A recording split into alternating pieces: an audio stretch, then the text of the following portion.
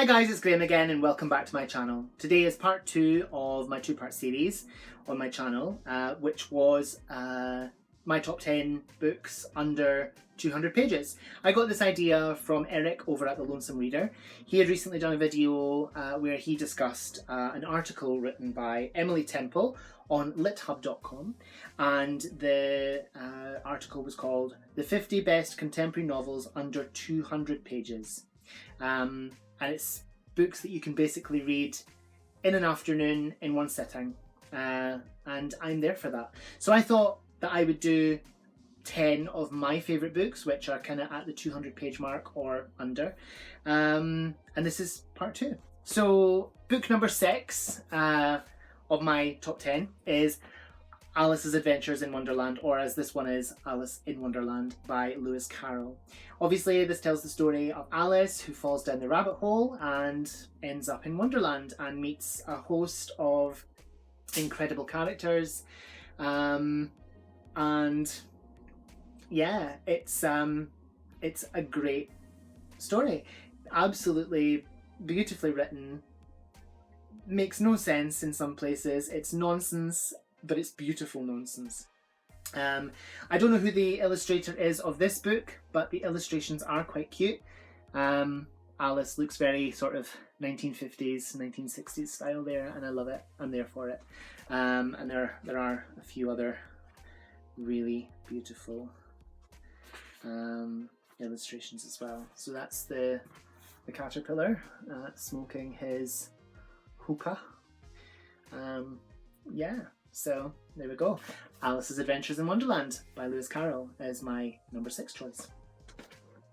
My number 7 is Stardust by, oh, I never told you how many pages that one came in at. My goodness, I'm failing in my job. 152 pages, so you could read this in a couple of hours. I've never read this edition, but obviously I've read Alice, and I collect Alice. I might do a series on my Alice books. So the next one comes in at, how many pages are you? It would help if I did this beforehand. It doesn't say the number of pages. So it's 200 pages or thereabout. It might be a couple of pages over, but it's not saying. It stops at page 196 and then has exclusive material. I've never read this edition. I'm sure the edition that I read did have 190 something pages in it, but yeah, clearly not this one. So it's Stardust by Neil Gaiman.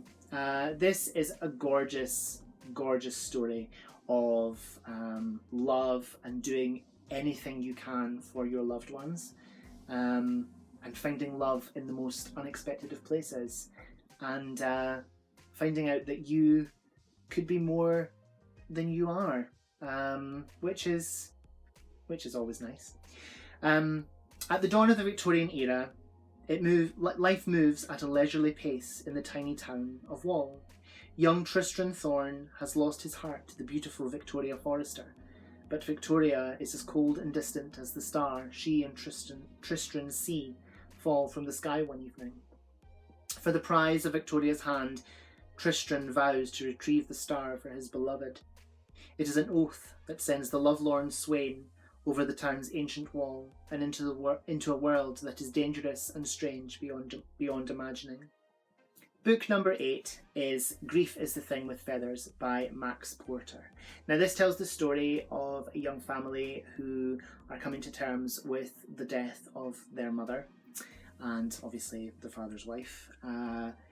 And one day a crow comes to babysit. It's a very strange concept, but it's absolutely beautifully written. It's written in, I'm going to say this is written in verse. It's, what would you call it? It's fragmentary. So it tells the story of Dad and the boys, and it's a very good story. And plus, I have my edition signed by the author, because we met him last year at Topping and Company, and he was just the loveliest man, and we were there for the launch of Lanny, which I have not read yet. Anyway, I shall read you the inside of the book because I'm blabbering on again.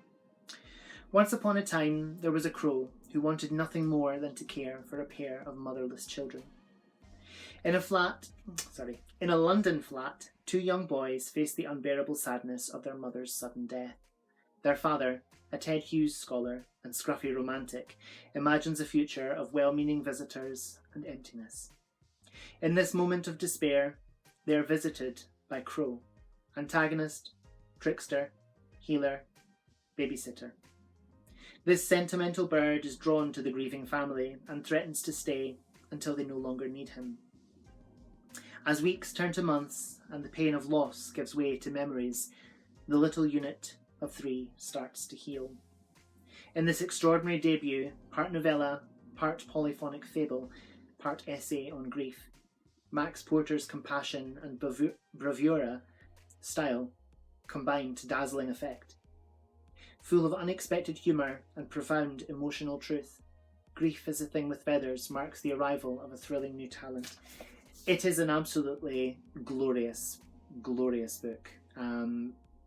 You will not be disappointed if you read this. It's beautiful. It's so well written. It's dark. It's funny in places. I think. It's all it says it's going to be and more. And you will love it. And I'm sure you will absolutely, truly love it.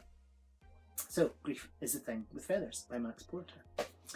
Book number 9 is my favourite book that I have read in the last 10 years. I adored this. I heard so much about this book for about 6 or so months before I took the plunge and bought a copy. And all the things I heard were that it was amazing and it was brilliant. And when I read it, all those things were true and so much more. That's Nutshell by Ian McEwan. Ian McEwan is my favourite contemporary novelist and writer.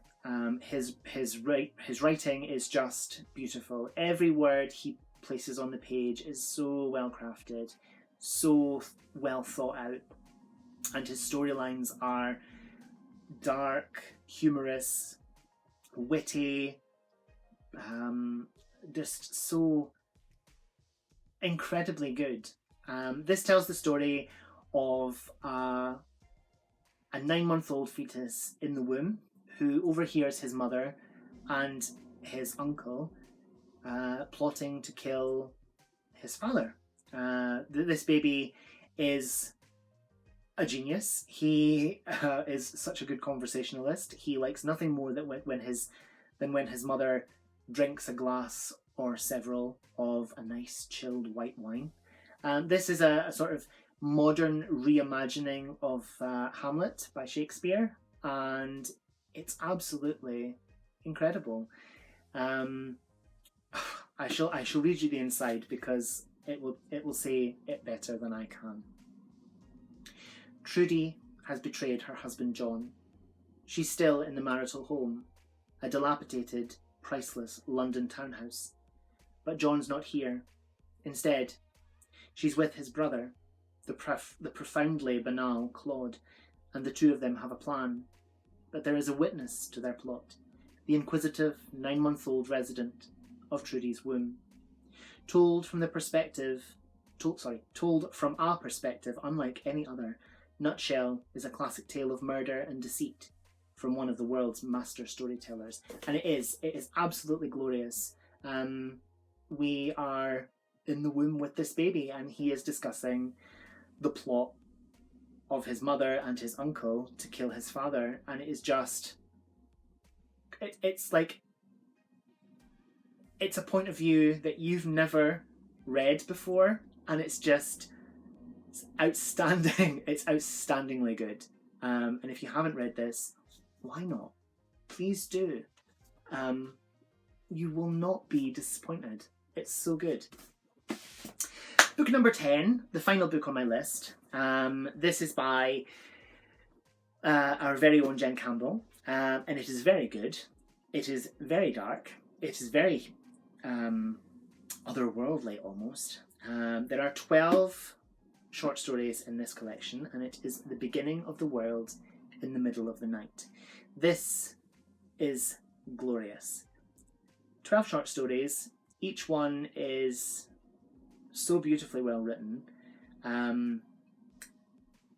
It kind of twists reality slightly. There's magical realism, otherness, bodily difference, and it's just glorious. It's absolutely glorious. This comes in at just over 200 and something pages. Just over 200 pages. It is 208 pages long. So yeah, I don't care that it's over 200 pages. It's going to sit right in my video for my top 10 contemporary novels of 200 pages. This is the kind of book that you can reread and reread and reread, and it would never get boring. Come to think of it, I need to reread this because it's been a while, and this was glorious. Stories of family and magic, lost souls and superstition, spirits in jam jars, mini apocalypses, animal hearts and sideshows. Mermaids are on display at the local aquarium. A girl runs a coffin hotel on a remote island, and a couple are rewriting the history of the world in the middle of the night. And the front cover is a thing of true and absolute beauty. You will love this. There is so much in here to just sink your teeth into and adore. It's so vivid in the way it paints a picture of otherness and magic and a little twist on reality. It's just very good. So that is my top 10 books at 200 pages or thereabouts. I have really enjoyed going through my shelves and finding books that I've loved that can be read over an afternoon in one sitting. Or indeed you can read them in small chunks over a couple of days. It doesn't really matter. Yeah, so there we go. Whatever you're doing, I hope you have so much fun doing it. Whatever you're reading, I hope you love it. Stay fabulous, be amazing, be yourself, stay safe, and I'll see you again soon for another video. Bye-bye.